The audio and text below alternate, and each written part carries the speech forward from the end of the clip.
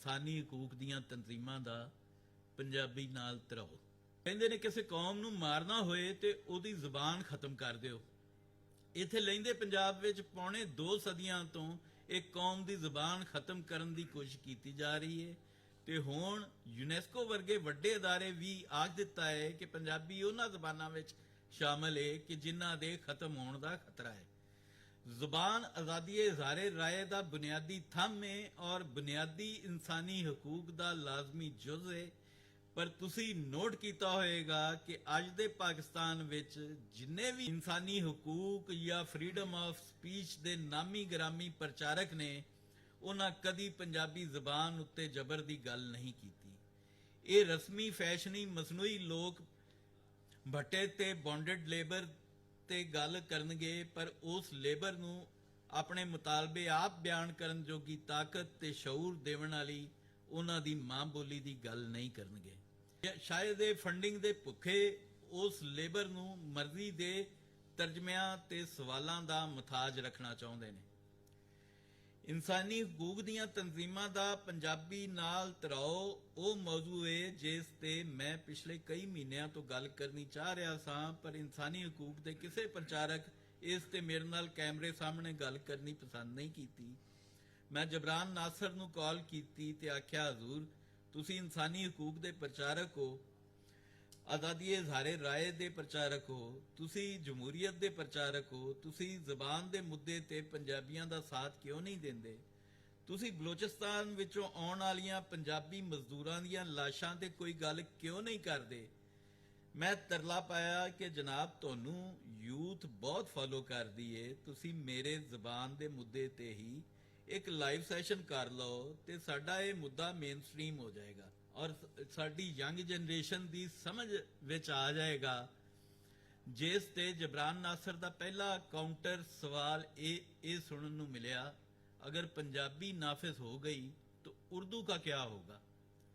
मैं हस के आख्या, जनाब ये पंजाबियां दा बुनियादी जमहूरी हक है अते सिंधी बलोच ते पश्तून भी ते अपनियां ज़बानां पढ़ रहे ने।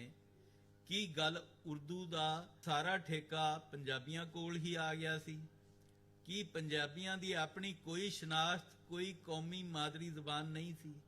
फिर कहने लगा, देखें ना पंजाब में सराइकी भी है और दूसरी ज़बानें भी हैं। मैं जवाब दिता, सिंध विच उर्दू ढाडकी ते तुहाडी नाम निहाद सराइकी भी मौजूद है, पर उत्थे सिंधी ही सिंधियां दी कौमी ज़बान समझी जाती है ते ना सिर्फ मैट्रिक तिकर पढ़ाई जाती है बल्कि FIR तो लैके अदालती कार्रवाई तिकर सिंधी विच हुंदी है। कहने लगा, देखें काजमी साहब, मुझे अपनी साख की बहुत परवाह है। इस ज़बान के मुद्दे पर मेरी कोई ख़ास स्टडी नहीं, इसलिए आप मुझे इस पर बात करने के लिए 1 हफ्ते का वक्त दें। मैं आख्या, तुसी लै लो, आपां अगले इतवार नूं सैशन रख लेंदे हां। अगले इतवार नूं फोन किया तो कहने लगे, आज मैं अपने ससुराल की तरफ जाना है, आने वाले हफ्ते के दिन ना रख लें। मैं फिर आख्या, चलो कोई गल नहीं, तुसी 6 दिन बाद हफ्ते नूं मेरे नाल लाइव सैशन कर लेना। हफ्ते नूं कॉल की तो फोन ही अटेंड ना होया। फिर इतवार वाले दिन कॉल की तो कहने लगे, दरअसल मैं बहुत मसरूफ रहता हूँ, वक्त निकालना मुश्किल हो रहा है। मैं दिल विच आख्या, मिलिया तो इथों किधरे मसरूफ ते कदावर दानश्वर शख्सियतां नाल 1.5-2 घंटे दे लाइव सैशन बड़े चंगे माहौल विच कर हटिया वां और इसे मुद्दे ते ज़बान दे मुद्दे ते तू उन्हां तो वध मसरूफ ते नहीं हो सकदा। बहरहाल दसन दा मतलब सी कि वो इंसानी हकूक जमहूरीयत ते आज़ादी इज़हारे राय दे चैंपियन इस मुल्क दी गालिब अक्सरीयत दी ज़बान ते जबर दे इंतहाई अहम मुद्दे ते गल करनी पसंद नहीं की। बलोचिस्तान तो तोहफे विच आउण वालियां पंजाबी मजदूरां दीयां लाशां ते गल करनी पसंद नहीं की। यही जे मैं कहंदा कि बलोच पश्तून मिसिंग परसनस से गल कर लै तो शायद 1 मिनट तो पहले तैयार हो जाता। कुछ इंज दा ही रुखा जवाब मैनू इंसानी हकूक ते आज़ादी इज़हारे राय दी एक चैंपियन बीबी तो मिलिया कि जिहड़ी हर चौथे दिन किसी न किसी टॉक शो विच कुरला रही हुंदी है कहने लगी मैं तो इंसानी हकूक की किसी सरकारी तंजीम से मुंसलिक नहीं, आप हारिस खलीक से बात कर लें। वो जनाब बाकी थावां ते तुहाडी जिम्मेदारी क्यों हुंदी है, उत्थे क्यों नौकरी ते फंडिंग पक्की करन टुर जांदे हो। सच्ची गल साडे इस मजमूई तौर फिकरी ते माली करप्ट मुआशरे दा हर फर्द हर शोभा करप्ट है ते ये इंसानी हकूक फंडिड NGOs दा प्रचारक करप्शन विच किसे तो घट नहीं। मिठी तरपारकर विच भी जो कुछ उथों दियां इंसानी हकूक दियां तंजीमां हिंदू अकलीती तंजीमां दे नुमाइंदियां ने सिविल सुसाइटी ते कामरेडां कौमपरस्तां कीता, उस तो बाद इन्हां सारियां दी दुकानदारी खुल के सामने आ गई है। होर ते होर इस मुल्क दे 22 ते पंजाब दे 12 करोड़ आवाम दी टैक्स मनी ते चलदी साडी वजारत इंसानी हकूक एक अख तो कहानी निकली। उस जिहड़ी रिपोर्ट साडे मामले विच पबलिश कीती वो कतई यकतरफा निकली। उन्हां क्रॉस वर्जन लेना जरूरी ही नहीं समझिया। बस तरीके इंसाफ नाल जुड़े मकामी लोकां ते मुतसब कौम परस्तां कोलों पुछगछ दी बुनियाद ते कौमी हीरोज खिलाफ रिपोर्ट शाया करके मुल्क नूं भी नुकसान पहुंचाया। दूजियां कौमां दे मुतालिया पाकिस्तानी सच मुताबिक असी पंजाबी साम्राज ते शावनिस्ट हां, पर हकीकत यह है कि असी इस मुल्क दी अक्सरीयत वो मजलूम कौम आ जिस दी कूक ना नाम नहाद इंसानी हकूक दियां तंजीमां सुनदियां ने, ना नैशनल मीडिया सुनदा है, ना नैशनल मीडिया ते बैठा साडा अपना पंजाबी सहाफी सुनदा है, ना पंजाबी सेठां दे चैनल सुनदे ने, ना साडी वफाकी सियासी क्यादत सुनदी है, ना फौज विच बैठे साडे ते भार पांदा साडा जरनैल सुनदा है, ना सुप्रीम कोर्ट विच बैठा साडा अपना पंजाबी जज सुनदा है। असी केस कोलों इंसाफ मंगीए। साडे जज पश्तून बलोच मिसिंग परसनस ते नोटिस लेंदे ने, पर बलोचिस्तान विच कतल हुंदे पंजाबी मजदूर ते प्रोफैसर उन्हां नूं भी अज तिकर नजर नहीं आए।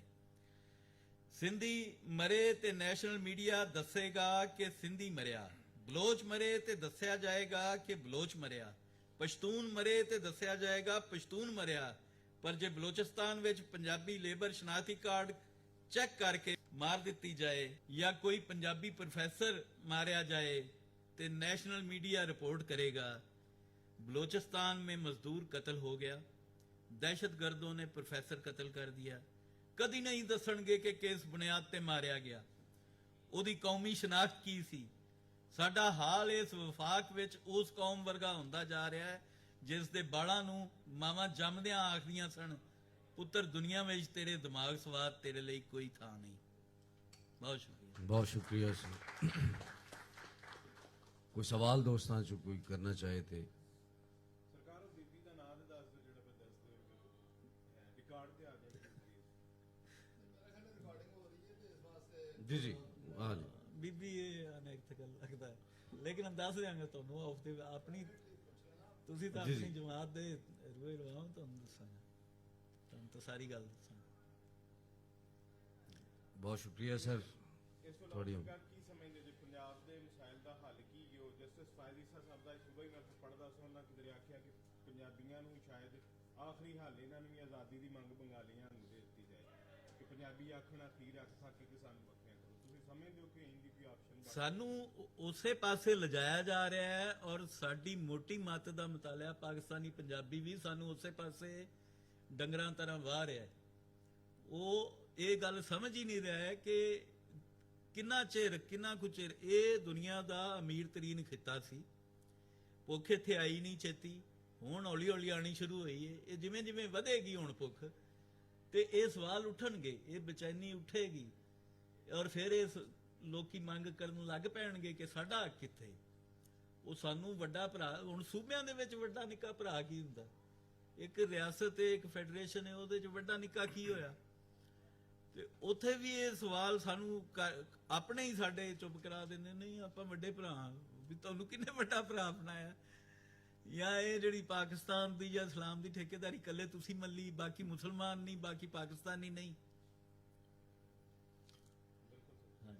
ਬਹੁਤ ਸ਼ੁਕਰੀਆ ਸ਼ਾਹ ਸਾਹਿਬ, ਬਹੁਤ ਬਹੁਤ ਸ਼ੁਕਰੀਆ ਤੁਹਾਡੀ ਆਮਦ ਦਾ ਜੀ।